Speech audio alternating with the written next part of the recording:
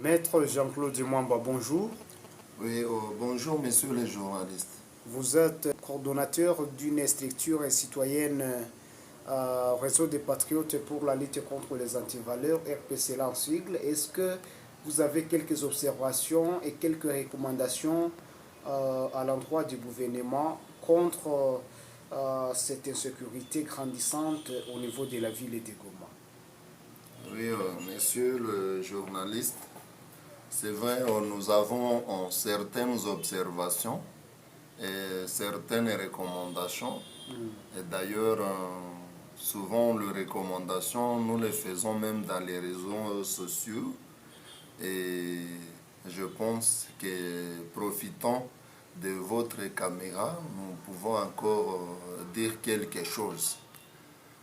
En soi, nous sommes en train de constater que l'ennemi est en train d'utiliser une autre méthode pour qu'il y ait divorce entre les volontaires pour la défense de la patrie, VDP Ouazalendo, et la population. Parce que tout dégât qui se commet en ville de Goma, on ne voit que les gens disent, même ceux qui n'ont pas été sur les lieux, ils ne mettent que tout ça sur la tête ou les dos de Ouazalendo. C'est pourquoi nous, on ne peut pas quand même rester silencieux alors que nous sommes en train de voir que c'est une nouvelle méthodologie que l'ennemi veut mettre en place pour que les peuples qui étaient soudés avec non seulement les forces de défense de la RDC, mais également les volontaires pour la défense de la patrie, les VDP Ouazalendo, pour qu'il n'y ait plus de communication entre les deux couches et profitant de cela, l'ennemi va avancer tel qu'il veut parce qu'il connaît qu'il est en difficulté de par la détermination de ces Ouazalendo. Alors, moi, j'étais en train de souhaiter que les gouvernements, que ce soit au niveau de la province, que ce soit même la coordination nationale de la réserve armée pour la défense, RAD, ou d'ailleurs le général Padiri, c'est lui qui est le cordon national, assisté de deux adjoints, dont le général Mayanga Wakishuba Janvier. Donc, nous pouvons souhaiter qu'eux aussi, à leur niveau, ils puissent peaufiner des stratégies pour que les Ouazalendo puissent non seulement être contrôlés, mais également qu'ils puissent trouver quelque chose de garantie pour que quand même, et demain ou après-demain, les gens ne puissent pas les coller de beaucoup de dégâts ou d'ailleurs ils ne sont même pas responsables.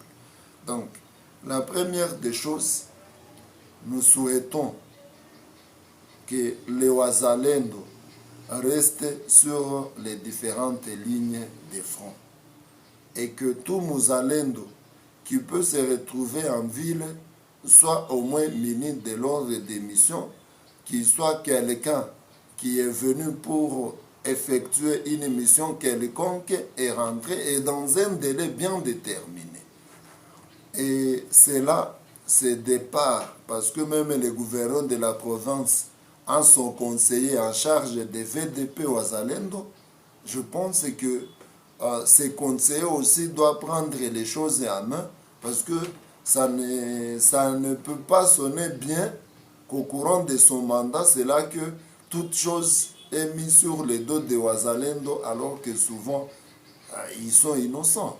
Vous avez entendu hier, il y a un élément de la garde républicaine qui a été condamné à mort par le tribunal militaire de garnison de Goma après avoir injustement abattu 3 personnes dans un restaurant au quartier Majengo. Mais les messieurs, ils vous disent que c'est à cause de Wazalendo qui voulait lui ravir son arme que les dégâts se sont commis. Mais si les Wazalendo ne fréquentaient pas régulièrement la ville, l'autre là ne pouvait pas avoir même cet argument, même si c'était un argument faux, parce que il a été confondu par les renseignants les témoins, même les chefs de quartier Majengo, il a dit que cette entité, les Wazalendo n'y arrivent pas, et surtout aux heures de 23 heures.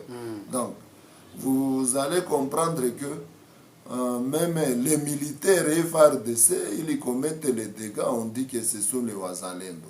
Vous voyez que même l'incident qui a eu lieu avant-hier au niveau de l'entrée président, les premières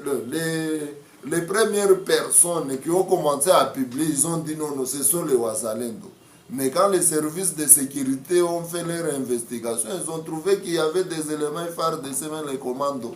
Donc, ça veut dire, pour épargner les Wazalendo de tous les dérapages qui sont dans la ville de Goma, en tout cas, c'est mieux que ces Wazalendo ne puissent pas être fréquents en ville de Goma. Services spécialisés de la mairie, à travers la ville, ils essayent au moins de mettre les mains sur quelques malfrats. On parle que ce sont des militaires irréguliers. Est-ce que là, vous pouvez nous définir quelque chose? Quand est-ce qu'un militaire est irrégulier? Vous savez, c'est vrai, l'État congolais doit être aussi impliqué dans toutes choses. Oui. Parce que les armes avec lesquelles et les militaires ou les bandits, ils sont en train d'opérer, ils arrivent en RDC et l'on connaît que ce sont les armes qui doivent préalablement être enregistrées. Même dans le procès d'hier, l'État congolais a été condamné aux dommages et intérêts. Et il doit verser à chaque membre des familles des victimes 50 000 $. Parce que cet élément de la garde républicaine avait utilisé son arme pour tuer les gens. Donc, l'État congolais qui est, par exemple, en province, représenté par les gouverneurs des provinces, actuellement, le général-major Peter Chirimwami Ngouba, il doit tout faire pour que l'on ne puisse pas accuser l'État congolais de défaillant dans la ville de Goma. Celui qui représente l'État congolais, c'est le maire de la ville, le commissaire supérieur principal, Faustin Capent. Donc, les gens doivent tout faire pour que l'État ne soit pas aussi quelque chose que tout le monde peut dire non, l'État congolais a défailli, l'État congolais a défailli. Donc, ils doivent tout faire pour que tout se fasse bien. Nous avons été contents que l'on nous dise que ceux qui ont opéré à 17 heures au niveau de l'entrée président, qu'ils ont été appréhendés, seulement que jusque-là, ils sont des présumés. On ne sait pas si réellement ce sont eux, est-ce qu'ils sont passés aux aveux quand ils ont été interrogés, est-ce que devant les juges, ça sera toujours le même cas. Donc, il faut réellement qu'on puisse nous aider et savoir, est-ce que ces gens-là, quand ils commettent les infractions aussi, quand ils commettent les crimes en ville de Goma, est-ce que quelquefois ils ne sont pas aussi envoyés par l'ennemi ou bien même par certaines personnes mal intentionnées? Donc, il faut que le gouvernement commence à comprendre que c'est une question sérieuse, qu'elle doit prendre aussi au sérieux et que demain, la population aujourd'hui, elle est entrée. Vous voyez, il y a une crise financière qui a déjà élu domicile en ville de Goma à cause de territoires périphériques de la ville qui sont sous contrôle des terroristes du M23. Mais maintenant, là, la ville où encore on est dans la crise, il y a aussi les crimes, les tueries, les enlèvements. Donc, tel que les autres sont en train de le dire, on ne peut pas faire 24 heures sans qu'on dise qu'il y a eu un cas. des tueries, on a trouvé un corps sans vie, on a braqué les gens, on a fait finalement, les gens ils commencent à se dire apparemment, même si nous sommes sous l'état de siège, rien ne va. Donc il faut que le gouvernement puisse, surtout provincial et les autorités urbaines, il faut qu'ils peaufinent d'autres stratégies pour que l'on puisse sécuriser la ville de Goma, parce que à la longue, il y a un risque que la population puisse s'apprendre même au service de sécurité, parce qu'ils ne font pas leur travail tel qu'il faut. Vous avez vu, les habitants ont lynché un élément peine au niveau de Afiabora parce qu'ils s'étaient mécomportés alors qu'ils sont en difficulté de par la vie qui est devenue difficile. Oui. Mais un élément peut me dire non, je prends la moto. Il ne sait pas, le motard, il a reçu la moto, dans quelles circonstances? Oui. Je veux bien qu'il y ait une mesure de l'autorité provinciale qui demande que les motards puissent rentrer à 18h, mais 18h10, pendant la situation actuelle que nous menons. Oui. Pourquoi quand même ils ne font pas avoir la tolérance envers ce peuple qui est en difficulté?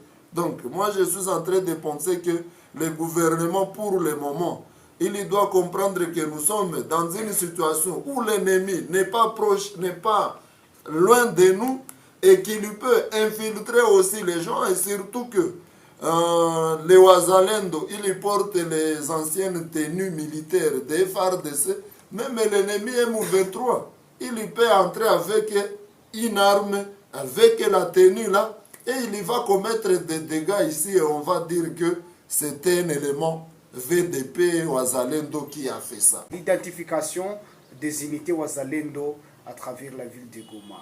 Comment est-ce que vous autres vous analysez pour pouvoir mettre fin à cette circulation, n'est-ce pas, des Ouazalendo qui est actuellement prise pour cible par la population, que c'est cette couche qui perpètre cette criminalité? À part qu'aussi, il y a toujours le phénomène 40 voleurs qui n'est pas encore neutralisé jusqu'à aujourd'hui. Oui, je venais de le dire tantôt. Le gouvernement doit nous aider parce que en ville de Goma, nulle part où il y a une position de VDP Ouazalendo. Oui, nulle part. Nulle part. Mais j'ai dit que la meilleure des façons, c'est d'interdire à tous ces Ouazalendo de circuler à Goma. Et de demander à ce que celui qui vient à Goma soit muni d'un ordre de mission avec un délai déterminé et l'endroit où il y va passer. Alors, donc, en faisant cela, ça va aider aux gens. Peut-être aussi, ce qu'il faudra recommander au gouvernement, c'est de mettre en place, cette coordination doit travailler efficacement.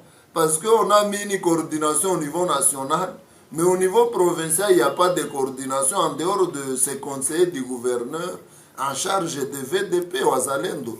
Donc, lui aussi, en tant que tel, il peut actuellement dire que cette fois-là, personne ne va s'autoproclamer chef de Ouazalendo avant qu'on le connaisse. Et si tu veux être Mouzalendo, il faut passer par les bureaux tels, et on vous dit les conditions sont celles-ci. Mais pas quelqu'un qui se réveille le matin, je ne sais pas, il a trouvé les armes où il dit nous avons déjà 5 éléments et 2 armes.